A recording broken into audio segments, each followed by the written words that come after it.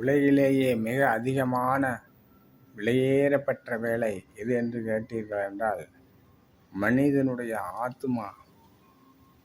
மனிதனுடைய ஆத்துமா உலகத்தை காட்டிலும் விலையேறப்பெற்றது. ஏனென்றால் அதைத்தான் கடவுள் இயேசப்பா படைத்தார். அதனால்தான் அவருடைய பார்வையில் அது விலையேறப்பெற்ற ஆத்மாவாக இருக்கிறது. அது ஊழியம் செய்கிறவர்கள் மிகவும் மேன்மையடைந்தவர்கள். இப்பொழுது தெரியாது அதை பற்றி, மரித்ததுக்கு அப்புறம் தான் தெரியும். பிரியமானவர்களே, இயேசு கிறிஸ்து ஜீவனுள்ள தெய்வம்.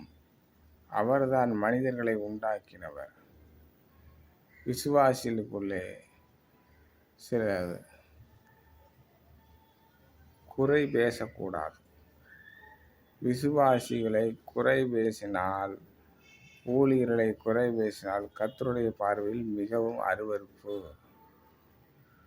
கர்த்தருக்கு பிடிக்காது. ஏசப்பா அவரோட பேச மாட்டார். அடுத்தது, அவர் படைத்த சிருஷ்டி குரங்கு, எறும்பு, சிங்கம், புலி, கரடி இவைகளையும் நாம் பேசவே கூடாது. பேசினாலும் கடவுளுக்கு, இறைவனுக்கு பிடிக்காது.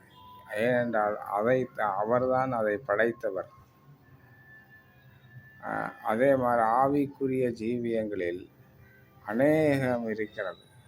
ராபோஜன் எடுக்கும் பொழுது அவர்களுக்கு எமக்கு மேலே எந்த குறைவும் இல்லை, அவர்களை நான் மன்னித்து விட்டேன், இவர்களை மன்னித்து விட்டேன் என்று சொல்லுவார்கள். ஆனால் பேச மாட்டார்கள். அப்படி பேசினால்தான் கிளியரன்ஸ் என்று அர்த்தம். அது இல்லாமல் ராபோஜன் எடுத்தாலும் கர்த்தருக்கு அருவருப்பானது. ஏசப்பா பேச மாட்டார். இதை லைக் பண்ணுங்கள். ஏசப்பா உங்களை ஆசீர்வதிப்பார்.